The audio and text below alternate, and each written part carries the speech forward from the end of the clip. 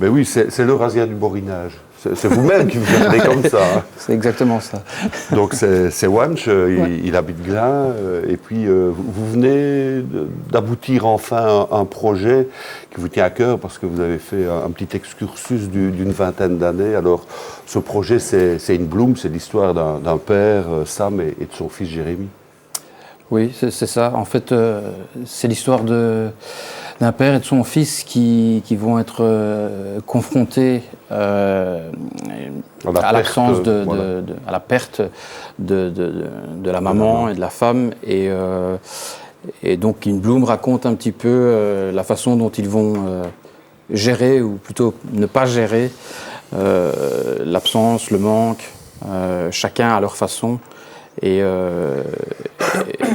finalement, sans trop se rencontrer au départ.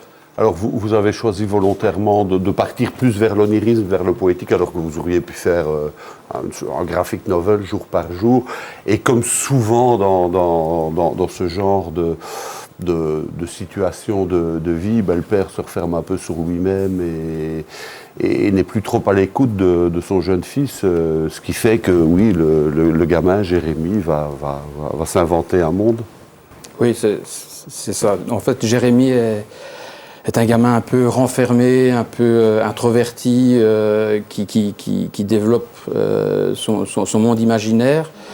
Et c'est ce qui va faire qu'il va un peu faire un transfert. Un transfert, et il va retrouver, je vais dire, sa maman sous une autre forme, sous la forme d'une fleur, en fait. Et c'est l'histoire, c'est en suivant l'histoire qu'on va se rendre compte pourquoi une fleur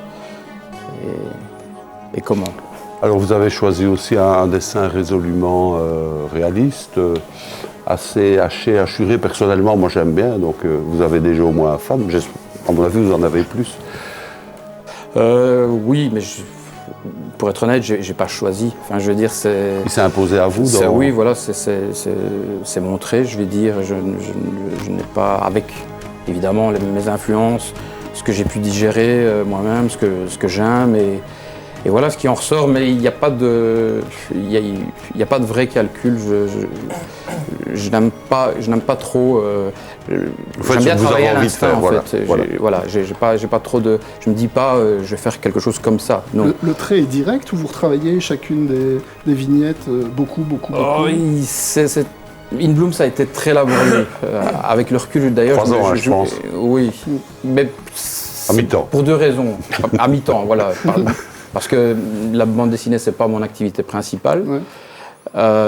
Et puis c'était laborieux parce qu'il y a plusieurs techniques. Donc ça veut dire il y a d'abord l'ancrage, donc de manière manuelle. Et puis il y a une mise au lavis, donc à l'aquarelle, où là je mets les nuances de gris. Et enfin, je retravaille les couleurs à l'ordinateur. Donc ce qui fait que ça fait plusieurs couches. Au départ, je ne me rendais pas compte, mais ça fait beaucoup de boulot. Ouais. Voilà. Donc on peut partir d'une vignette qui est créée instantanément parce qu'on a l'idée de la mise en image, et puis finalement la vie de cette vignette, pour aboutir à ce qu'on a maintenant dans les mains, c'est très long, quoi. La bande dessinée, c'est clairement quelque chose de très laborieux et de chronophage. Ouais.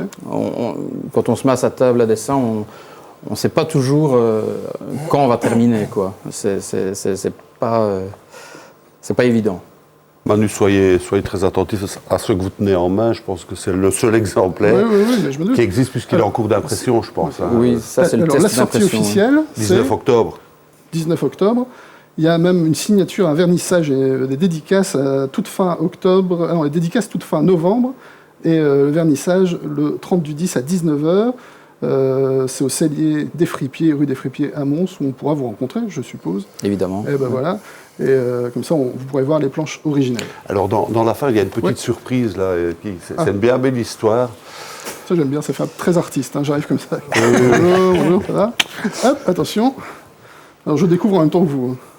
Moi, j'ai déjà vu. C'est à l'envers. Je ne sais pas. Alors, ça, c'est aussi une fabuleuse histoire avec ce croquis Wanch? Oui, en fait, il y a une anecdote liée à cette page. Oh, c'est beau ça, magnifique. En fait, c'est une commande. Je ne sais pas si je peux dire pour qui j'ai fait ça. C'est une entreprise d'informatique. Vous ne dites rien en disant ça, mais c'est oui, de la région. De la région de Mons. Et donc, chaque année, ils réalisent une newsletter pour leurs clients. Et là, donc le patron de l'entreprise m'a demandé en fait de personnaliser un peu sa newsletter. Il voulait une page de bande dessinée, mais un peu montoise, on va dire, un peu du terroir. Et donc là, ça fait 2 ans que je réalise donc une page pour cette newsletter. Et ce qui est un peu particulier donc en début d'année, c'est que donc j'ai réalisé 7 pages, celle qu'on voit ici, et où on voit le fameux Passenger d'Arne Quinn. C'était avant le 24 décembre. Parce que là, il est voilà, érigé. Mais voilà l'anecdote, c'est que moi j'ai envoyé mon fichier terminé le 24 à 15h30, je pense. Et 2 heures plus tard. Et quelques heures plus tard, je recevais un SMS de mon commanditaire qui me disait Saint-Georges est trop lourd, le Passenger s'est effondré. Ouais.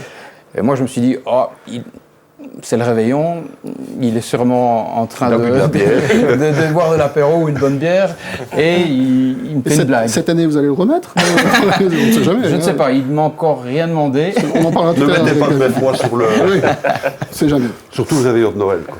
Rapidement, Jean-Claude, vous avez demandé à notre invité de nous parler de parce qu'il lit beaucoup. de ses goûts.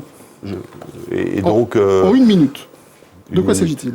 C'est Prado. C'est vous qui faites la chronique aujourd'hui. C'est la dernière bande dessinée de Prado. Alors moi, je ne sais pas si je peux être objectif en parlant du travail de Prado, parce que c'est un peu mon dieu. C'est mon dieu de la bande dessinée. C'est carrément mon univers. C'est quoi l'histoire? C'est un peu... c'est un vieil homme, je ne me rappelle plus du nom du personnage, mais qui a des souvenirs, mais il ne sait plus très bien si ce sont ses souvenirs ou les souvenirs de quelqu'un d'autre. Ah bon? Et ce qui fait qu'on a pas mal finalement de souvenirs croisés, et c'est très onirique aussi, c'est très poétique. Travail sur les couleurs extraordinaire. Oui. On a l'impression d'avoir des peintures à chaque page. Un peu peur. Hein. Ah, c'est un univers. Hein. Et c'est chez Casterman. C'est chez Casterman. Voilà, très bien. Bonne idée, ça, Jean-Claude, d'avoir des invités qui font votre boulot à votre place. C'est bien joué, ça. Oui, je pense aussi. J'ai fait pareil. Mais ça ne m'empêchera pas de le lire, puisqu'il est sur mon bureau dans la pile de droite. Donc, Ah bon. ceux à lire.